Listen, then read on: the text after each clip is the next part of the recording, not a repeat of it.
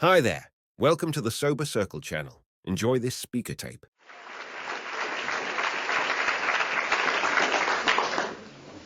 Hey guys, my name's Audrey Chapman. I'm a recovered alcoholic. Hi, Audrey. Hello, welcome. Where are the family members?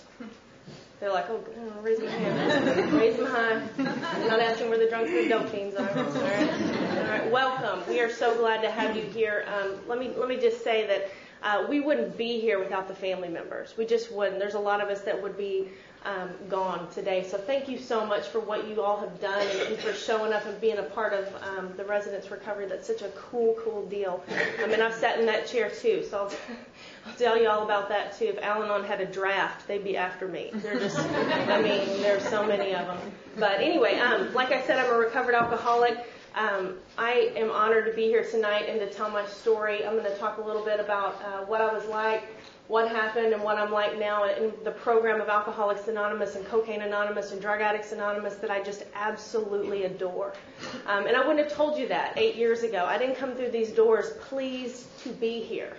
You know, Marcia and I are very different people, and it's an interesting dynamic that we've created. Marcia came through the door and like busted it in, right? Turning cartwheels, being real crazy and loud, and you knew she was here. That's not how I came on the scene. I'm very shy, very quiet, and very deceitful, and I will slide in the back door, stand in the corner, assess the situation, and then play my cards.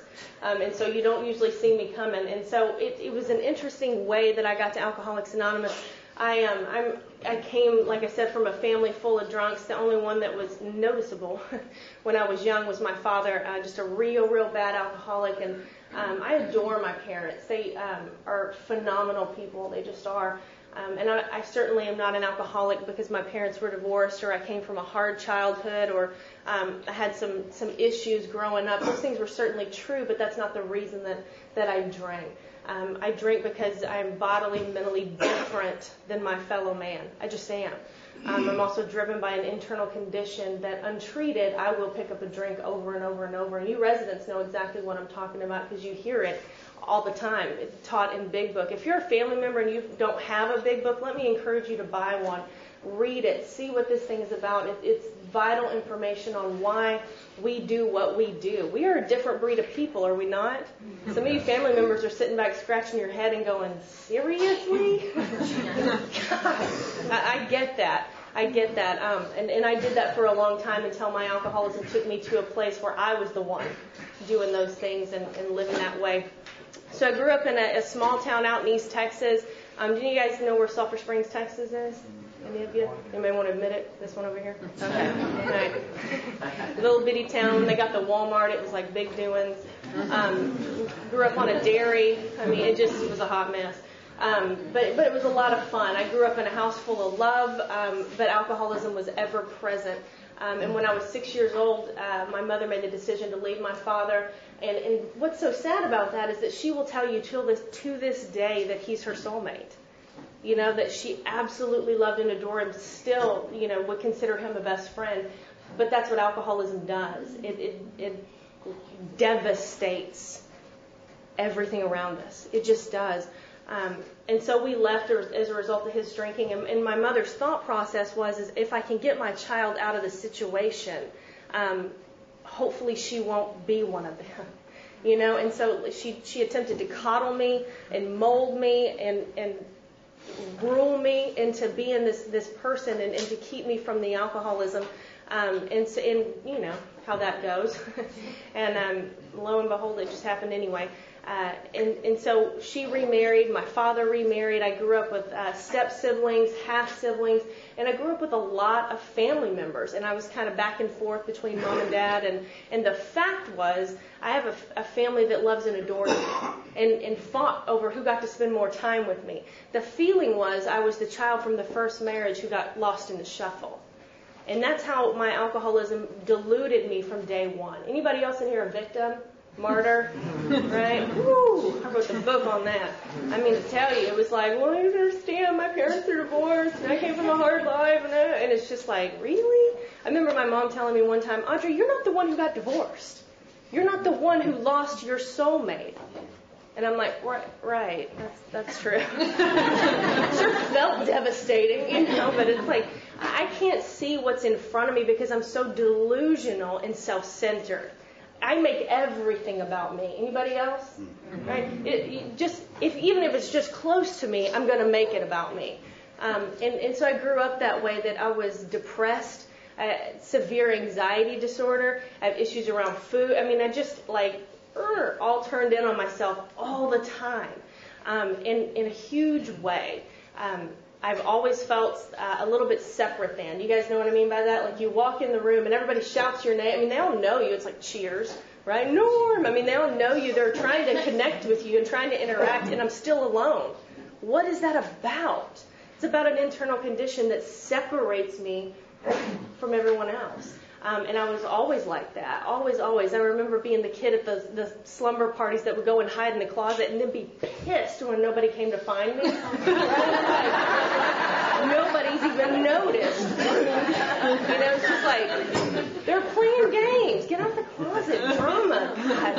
And that's just how I lived my life. And so it wasn't until I discovered alcohol and drugs when I was about 15 years old, and I'm in a back alley. We have moved to Denton, which is about a 2-hour-ish drive from Sulphur Springs. So my dad stays in Sulphur Springs with his wife and his other daughter and stepbrother and family, and my mom and stepdad and I and other, we all go over to Denton, and I'm doing this back and forth game, and I'm trying to fit in the schools, and I can't seem to make that work. My mom sent me to a private Christian school because I was having issues with the girls at school, running that mouth.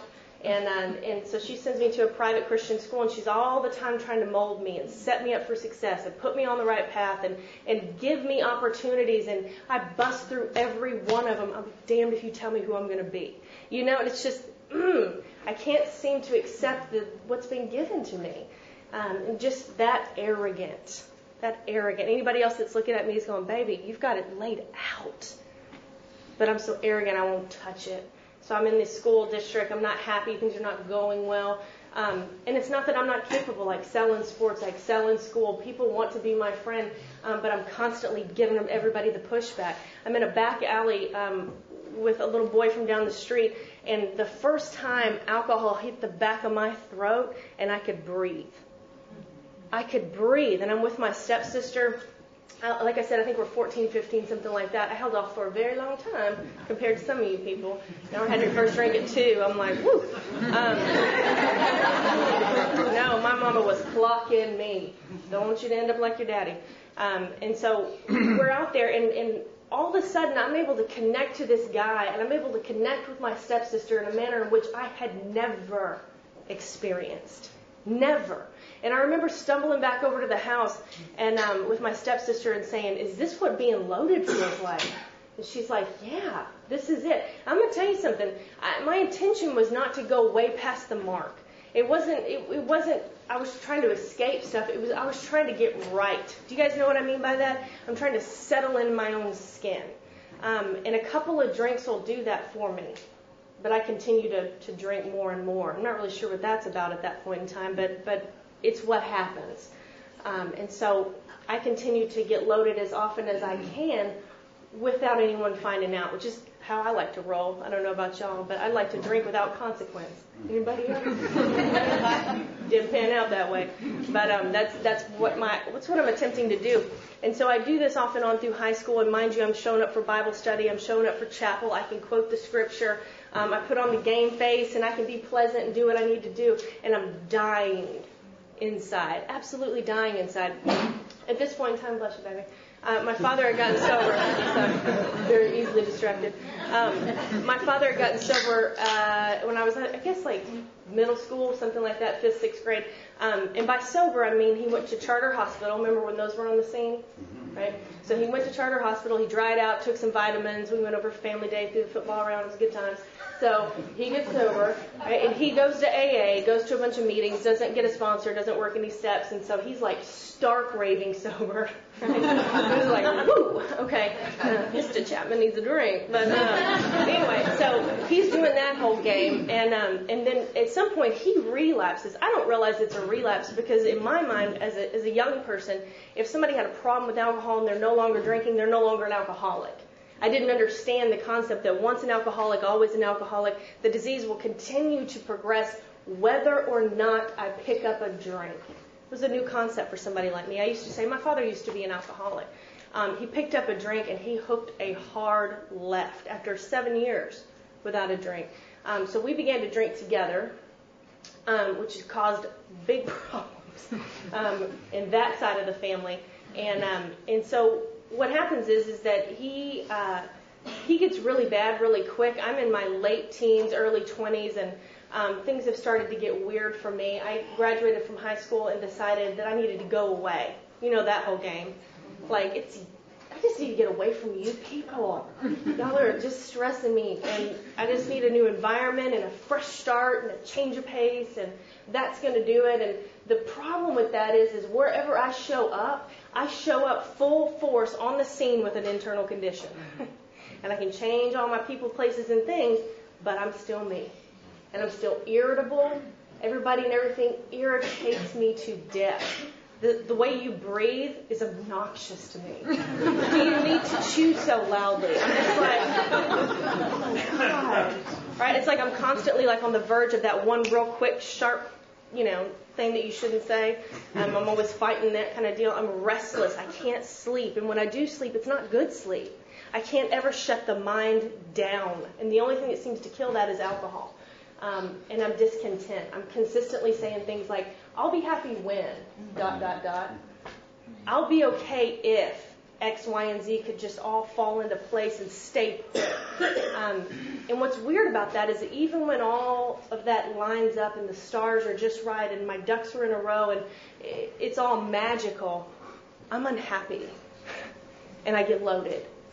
And it just consistently seems to be a problem for me. And so I go off to school thinking, this is the fresh start. Let me go to a Baptist university. I'm smart.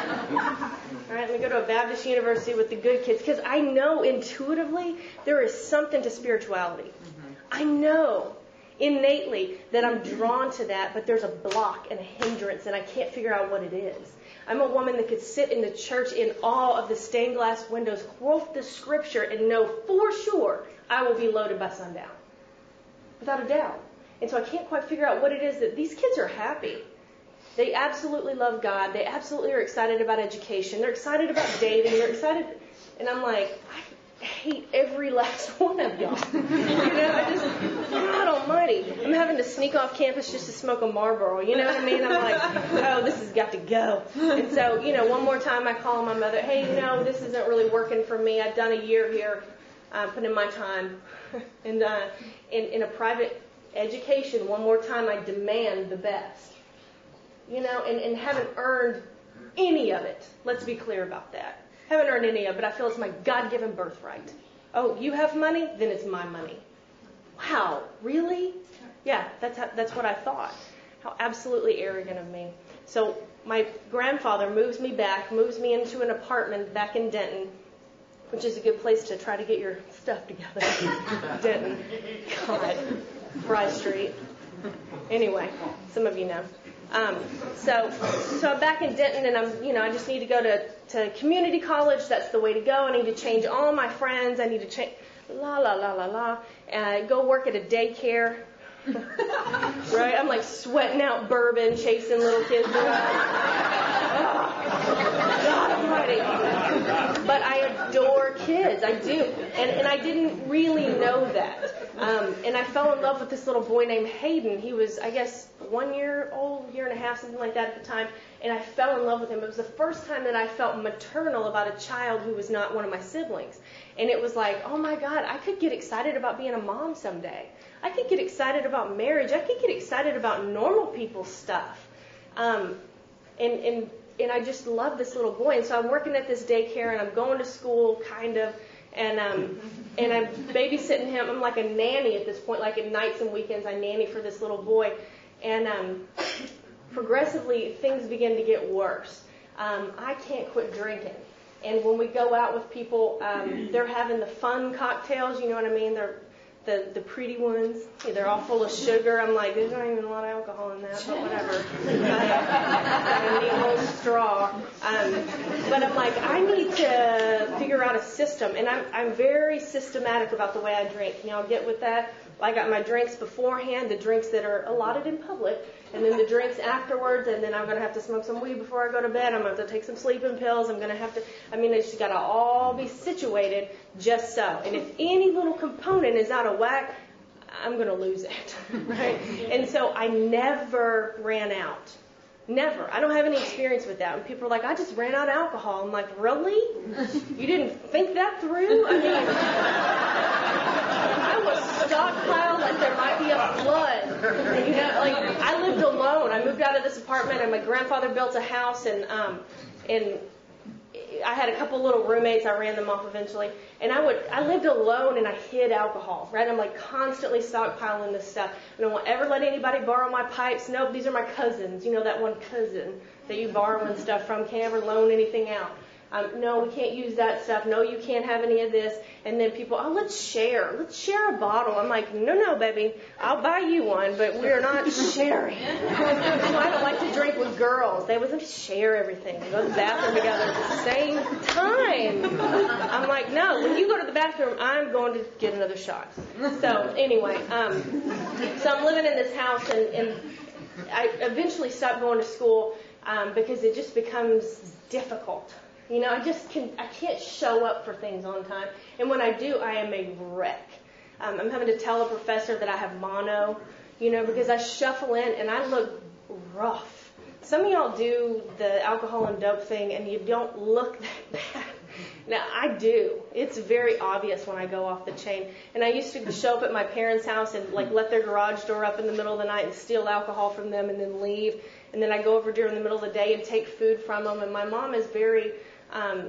she has always been very social. She was in a sorority. She's still in a sorority. She's in her late 50s. They still meet. It's legit. Bizarre.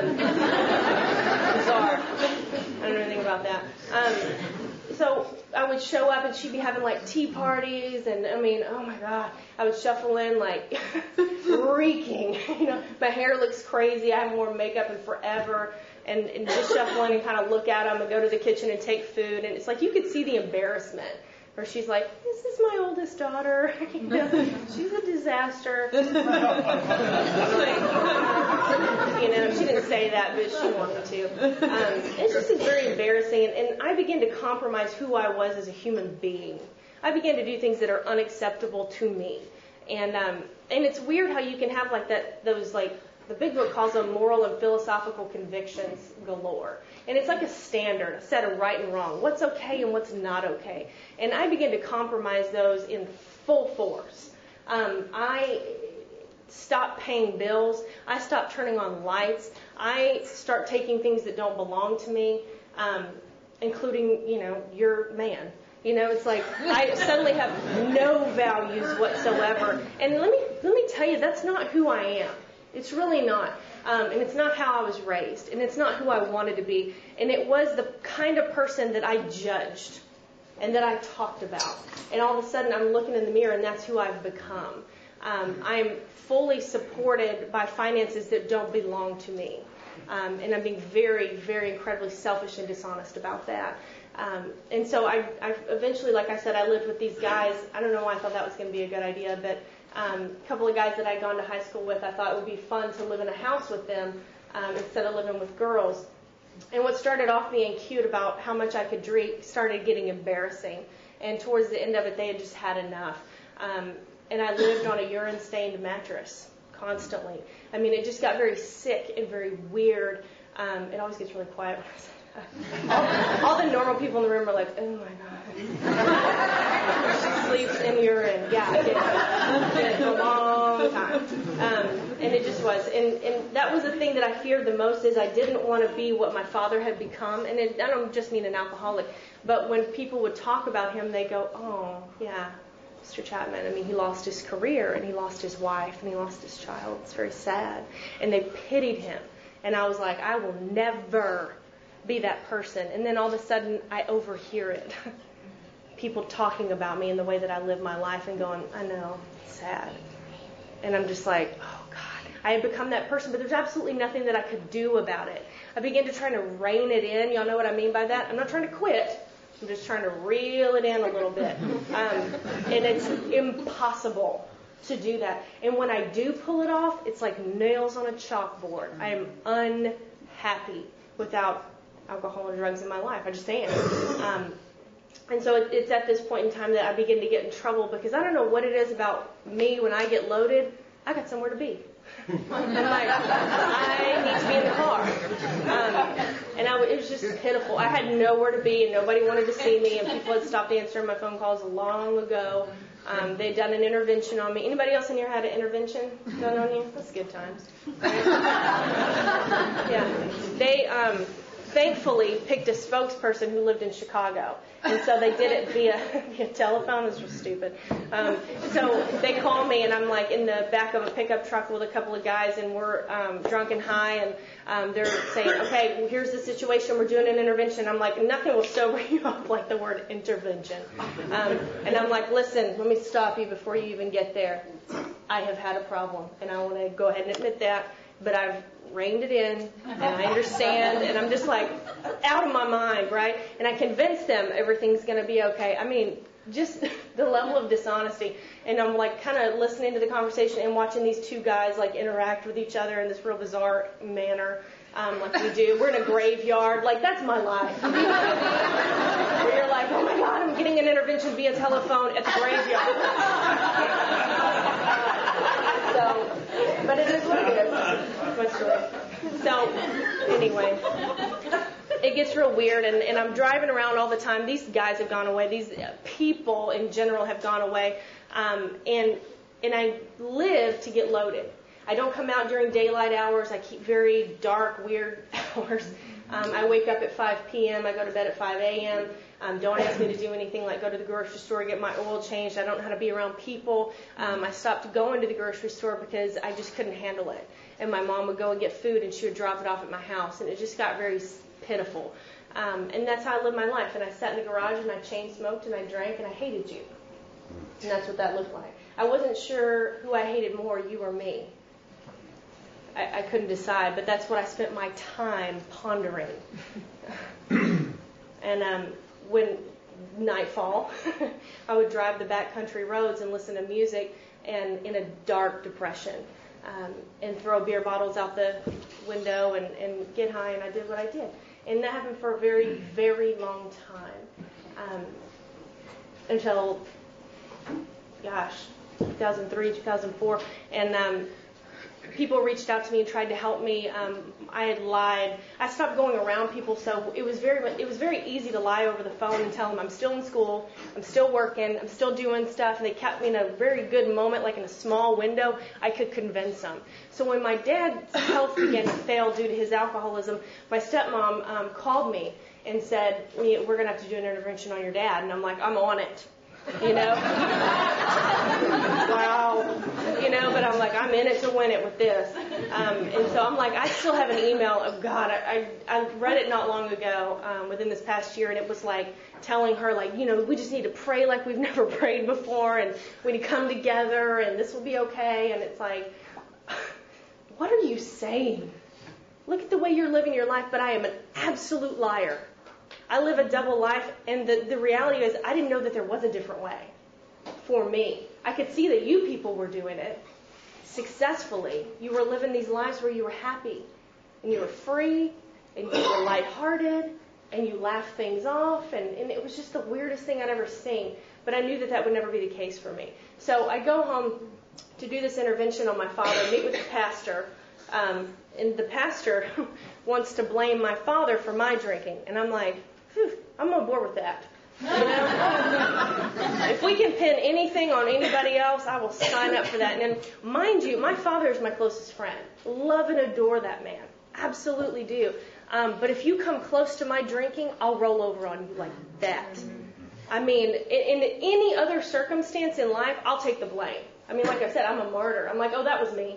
Let's just find a solution and move on. I will absolutely take the blame. You look at my drinking and want to come at me, I'll roll over on you. And so we go home to do this intervention, and I'm watching him. He's standing he's loaded, but he's not drunk, and we can't figure out what he's on or what he's doing, and he's too messed up to do the intervention. And he's standing in the back bedroom. The master bedroom is on the end of the house, and I walk back there and kind of sneak up on him, and I'm watching him, and it's like the weirdest thing I've ever seen. And he's standing in the mirror, and he's talking to himself, and he's doing that thing where he sways, and he talks to himself, and he's trying to psych himself. You know what I'm saying? Like, make yourself feel better. And I'm thinking he's 50 at the time, 49, 50, and I'm 22. And I'm thinking, I could make it. Like, not the drinking's going to kill me. It's about to. I'm physically almost as bad as him. But I'm thinking, what if I made it to 50, continuing to live the way that I live? I'd rather die. I'd rather die. And that was the fear that kind of sank in, like, oh my God, this could never end. Ever. It could go on forever. And I'd already reconciled with the fact that my life was going to be like this sickness that I'd already lived in. But I didn't expect to live forever. I'd already picked out funeral songs. Right? I mean, I was expecting to die at some point in the very near future, in my early 20s, and it frightened me to think that, oh my God, I could live to be 50 this way.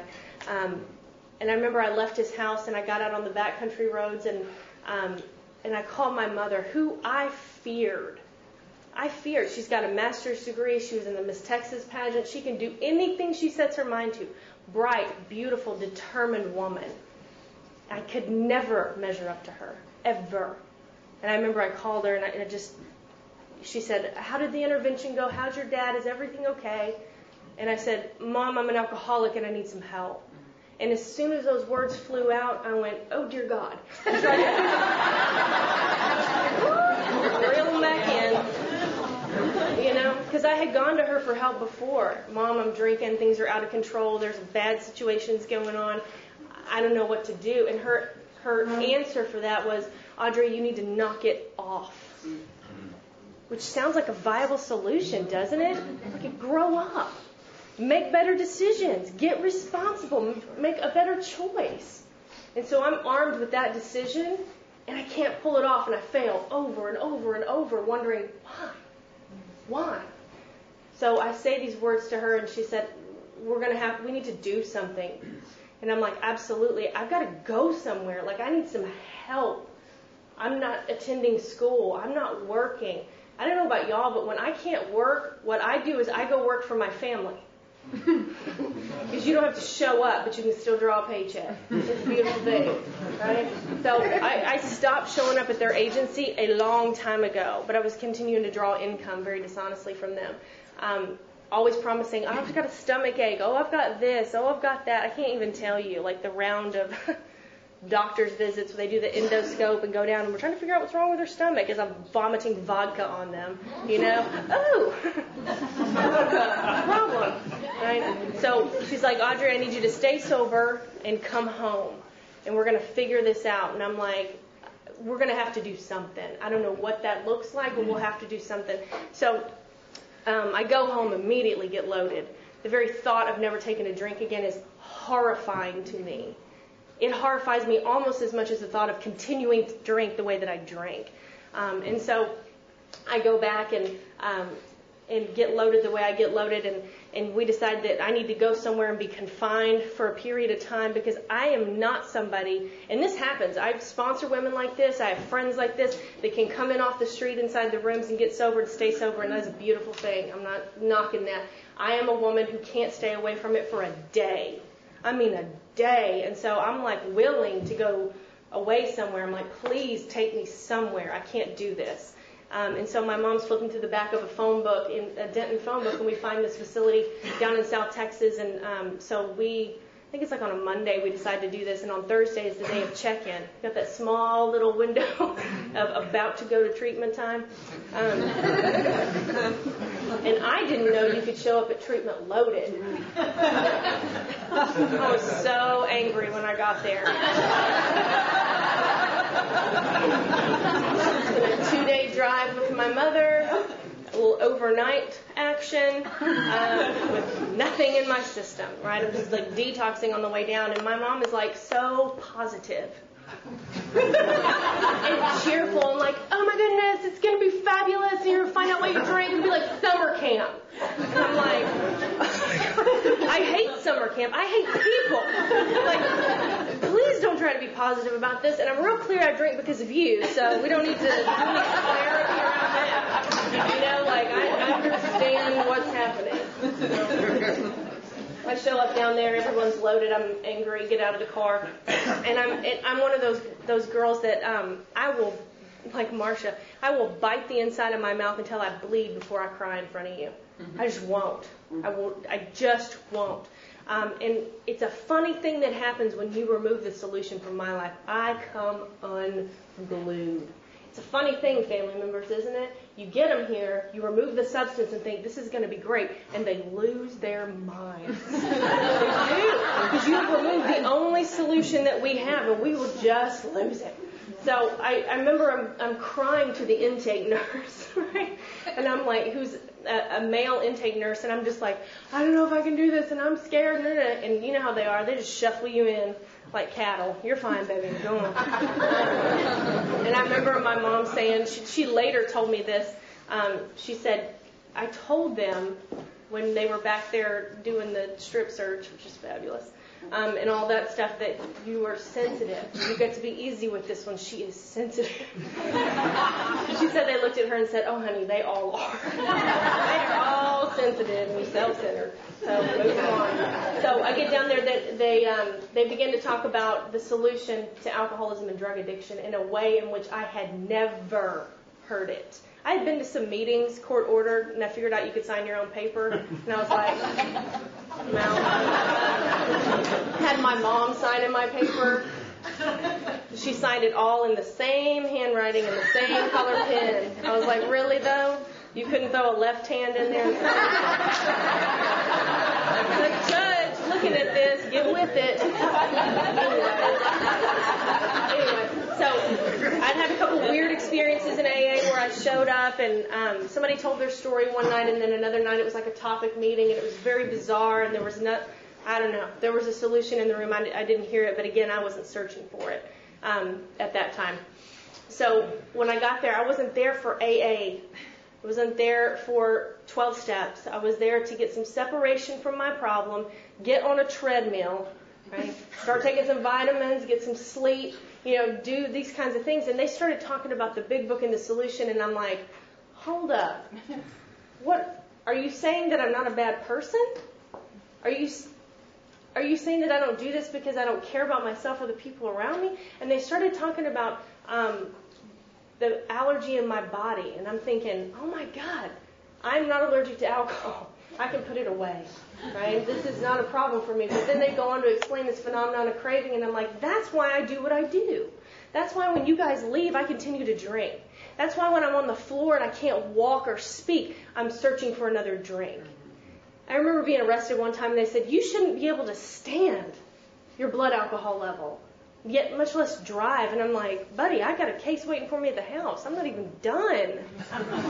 Because my body demands that I have more and more. And suddenly things began to click into place. And this inability to make a decision and stick with it around staying away from alcohol for good and for all. And I'm like, oh my God. And that's why Dad does what he does. And it just clicks. I'm sick, and it was probably some of the best information I had ever gotten, because it meant that if there was a problem and I wasn't just a piece of there might be a way out for me. I didn't believe that there would be, but I was willing to do some searching for it.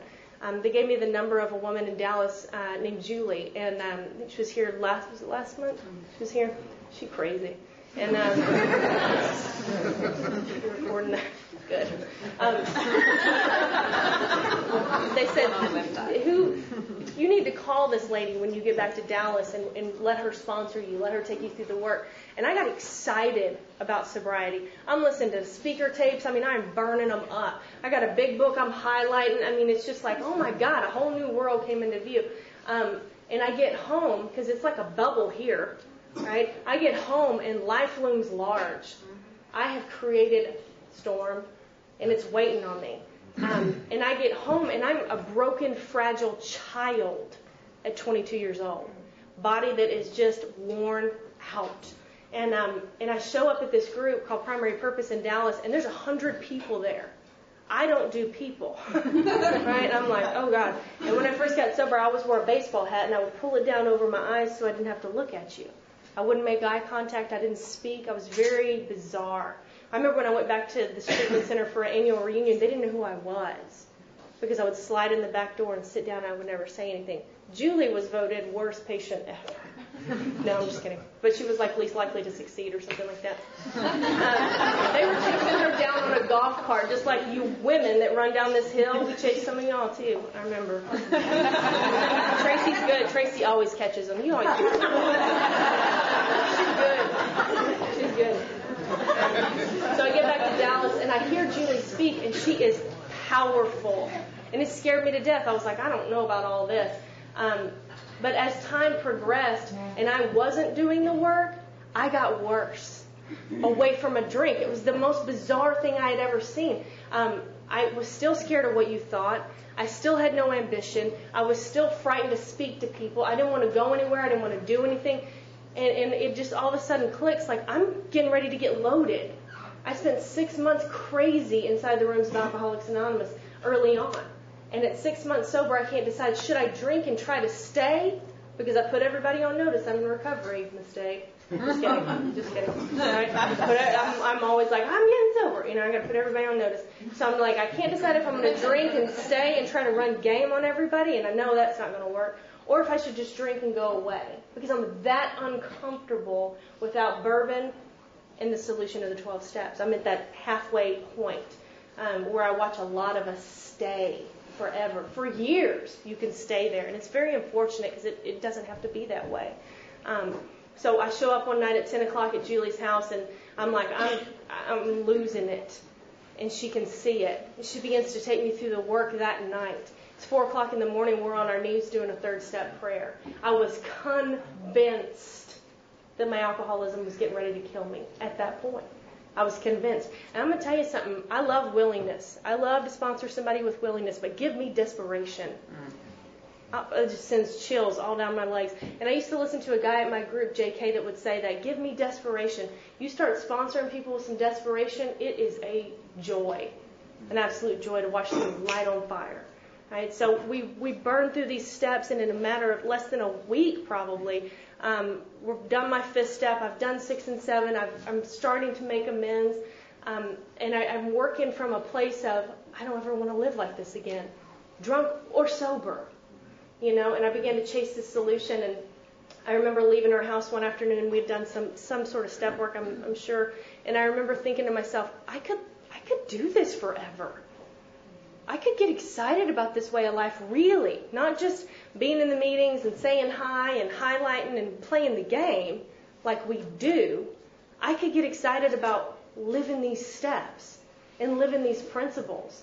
And my life began to change, and it's never been the same. I got to make so many amends. I love there's a picture of Cliff over there. I got to make amends to my family and watch that stuff come back together. I remember making amends to my grandfather. I mean, my grandfather's an amazing man. Amazing. Came from nothing. And just so spiritually grounded, it's not even funny. And he taught me so much. And I burned him up. You know, and I got sober. He sold that house, which I had turned into, it's like a brand new neighborhood. Brand new homes going up. Lots of families, lots of happiness. And then, you know, there's that one house that nobody ever mows the lawn. There's beer cans. Somebody's pickup is parked sideways. And they're like, oh, God, I'm half naked out there smoking a cigarette.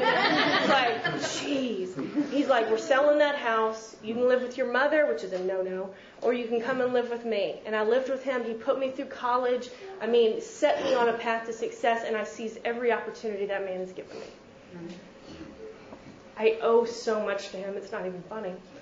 And I remember going to make amends to him, and I sat down, I'm like, Papa, I was wrong in the following ways. You know, part of what I'm doing in sobriety is that I'm setting straight some things that I've made wrong. And I listed that stuff out and told him where I was selfish and dishonest and inconsiderate, and asked him that important question, what can I do to make this right with you? And I'm fully expecting you keep doing what you're doing, sweet pea. Right? And he's like... I was like, shocked, you know. He's like, you can pay your bills on time. You can show up where you're supposed to be and show up on time. You can be the woman that God called you to be. I mean, he laid that out. I was so mad. I'm like, I walk away with a resentment. But I'm going to tell you something. Every time I pay a bill, my dad was like, yes. My sponsor, you can keep it organized then. And every time that I do those things, I'm making amends to that man. Every time I am the woman that God calls me to be, I'm setting it straight with my grandfather. What a cool thing. What an opportunity for me. Right? So I get to reassemble. My stepfather asked me to stop taking the captioning off his TV. That's what he wanted me to do. I mean, this is the man that has watched me come home from jail, I ain't even tell you, and then like burn out of a bar so loaded while the policemen are watching me. I mean, I'm horrified this normal person. He's the only one in my family that's normal. I've horrified him, and he's like, I don't know, just stop taking the captioning off my TV. And I'm like, tears, it's very dramatic, and I'm like, that's it, really? Okay. I know he wishes he had a do-over today. He's had time to think on it. So I got to set those things right, and Julie taught me how to live in 10, 11, and 12. And the simplicity of what this looks like to do it consistently. Because when you're sitting in these chairs and somebody says, hey, I'm 8 years sober, you're like, no way. No way. I couldn't even fathom that. I remember the guy that worked at the place I was, he was like, yeah, I'm 16 years sober. I'm like, buddy, I'm not going to make it 16 days. I can't even imagine. And do I want to be sober 16 years? I don't know. I mean, my thought is like, we just going to start going to church picnics? Are we going to be playing bingo? I mean, God, what is life going to look like now that we're not going to be having any more fun? My life was horrible, but I was like, oh, please don't take away the fun. But I couldn't understand what it would look like long term. I just didn't know. And so Julie and Cliff taught me how to live these principles in step 10 and stay current. The steps 4 through 9 take care of the past. They set me straight with that. But then the question becomes, how do I live today without bourbon? How do I do that? What happens when I'm dishonest with somebody? Because I am. What happens when I'm inconsiderate of your feelings? Because I will be. Let's please don't give you the impression that just because you got clean and sober that you're going to walk on water. You won't. You won't. I remember early sobriety, I'm trying to get it right always. I'm just trying to be perfect. I felt I had been so bad before that I had to be perfect. I remember I called Cliff on the phone one day and I'm like, I messed up, I did this, I said that. And he's like, well, it's hell having to be human when you want to walk on water, isn't it? And I'm like, gotta go, Cliff. But it's true, and they taught me how to set things straight as I went. They taught me how to pray and meditate, and I wanted to do it like you did it. And I wanted to be as good as she was. And what's cool about step 11 is that you grow into a relationship with the power of God. And it looks very different on me than it's going to look on you. But there's some simple disciplines that we can do. But I'm going to tell you something. I'm having an absolute love affair with God. How cool is that? I heard a guy say that a couple years ago, and I was like, what? And when you grow into it, as you will, you see this is about a relationship with the power, right? This is not about alcohol. This is not about dope. This is about how do I live without those things on a consistent basis and be happy. I don't think about those things anymore, except when I'm at a facility and I'm talking to somebody about it. How cool is that? How cool is that? And I get to work with a lot of women, I get to work with some really phenomenal women. I got to give birthday night at my group was, I guess, last weekend or week before last. I got to give a woman that I sponsor a 2-year chip, and I got up and I said, I want to be like her. And it's true. This is an amazing person who lives this program, and I'm like, God, I want to be more like her. But we all have these character defects and these things that stand in our way, and the program will show you how to live with them in spite of yourself. I didn't get perfect just because I got sober. And I tell you, my dad got sober about a year after I did. And there was a point in time when this older gentleman on this wall back here, this crazy bald-head man, was trying to sponsor him long distance, and his wife was dying at the time. And he said, Audrey, I've done step 1 with your dad. I can't work with him on 2 and 3. My wife is dying. I need you to go and work with him and do steps 2 and 3 with your dad.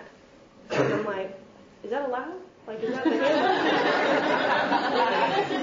I got to get alone with my father and take him through steps 2 and 3. How precious is that? How precious, right? It's the coolest thing. My stepsister is newly clean again after having some bumps in the road. One of my other sisters is 2 years clean. My mom picked up her 30-day chip this week. I'm like, everybody sit down. Got you all situated. Everybody sit down. But it's a cool thing because I came on the scene with a family that was still off the chain. Except for my stepfather, who's like the only normal person. And he's like, what do we do? All these crazy women. I mean, I'm just like, oh, Ronald, I'm so sorry. I mean, it is what it is. But I'm here to tell you that I love what it talks about. I don't want to try to quote it because I'll misquote it. On page 98, it's some of my favorite stuff. It's really short, don't panic. It says, burn the idea into the consciousness of every man that he can get well regardless of anyone. The only condition is that he trusts in God and clean house. I can't tell you how many of you I listen to who go, but you don't understand. Here's my situation. I'm like, no, boo, you don't understand. I come from some craziness. I'm here to tell you that I have walked through more in sobriety than I ever thought about. Loaded, right? I buried my father 4 years ago, and he was sober. Had an accidental, tragic death. I got to get up from the podium with his big book and quote his favorite stuff. That's the power of God. That's cool stuff. I walked away from a man who I wanted to marry because God called me. I'm going to tell you something. If you make a decision to do what's in this text, if you make a decision to really follow the power of God, expect to be questioned by people around you. Expect to be misunderstood. Expect to be talked about. Who cares? You're clean. You're sober. You are in line with God's will. Could there be anything better? I'm here to tell you there's not. Except for sober sex. It's really good. You would not expect anything less. It's true. Because that's another thing. I know y'all are sitting out there going, this is going to be terrible. It's not. It's going to be fabulous. Parents are horrified. It is what it is. But let me tell you, and I'll hush in a minute because I know you guys got to get out of here. But if it was anything less than phenomenal to work this program and live this life, we wouldn't be here. I mean, they're not paying me to come down here and tell you, like, let's give them a good pep talk and tell them it's going to be good. And it's not. It's a phenomenal way to live. And here's the cool thing, that alcohol and drugs, here's what happened to me with alcohol and drugs. They made the bad times bearable and the good times phenomenal. Here's what's even cooler. The 12 steps make the bad times bearable and the good times phenomenal. They just do. It's an absolute replacement and then some. So much more than you could ever expect. Getting to take another person through the steps and watching their life change, until you have that experience, you will never know. And I remember people saying that when I got sober. They're like, there's nothing like working with people. It's the bright spot of my day. And I thought, you're a loser. That's the bright spot. I'm here for me. Right? And all of a sudden, like, there's a fellowship that grows up about you that you get to be a part of, and you think it's going to make you arrogant. And it doesn't. That's what's cool, is that you get to step back and go, that's not about me. I'm so small in the part of this. Right? And when you do get arrogant, God will smack you down. It'll be like that little game at Chuck E. Cheese when your ego pops up and they'll just be smacking it left and right. And if you have a good sponsor, they'll assist you with that. Right? But I'm here to tell you that if you haven't really submitted to this, it won't work. It won't work. You and I are people that live our lives in half measures. We always have. I'll submit just enough to get by and get my little thing stamped, and then I'm out. And if you really want to be a part of this program, you better go all in. Do it like you did when you were getting loaded. I pushed all my chips in the table. I'd have thrown away everything. I mean, think about it. What did it look like for you to get your next whatever? Right? You'd have thrown away everybody and everything, kicking over old ladies, trying to get one more. And then all of a sudden we get sober, and it's like, well, I don't know if I have time for that. Really? Go all in or go home. You are wasting your parents' time and money. Go all in or go home. And if you want to go all in, we'll do anything to help you. It's the coolest ride ever. I appreciate you guys. Thanks so much.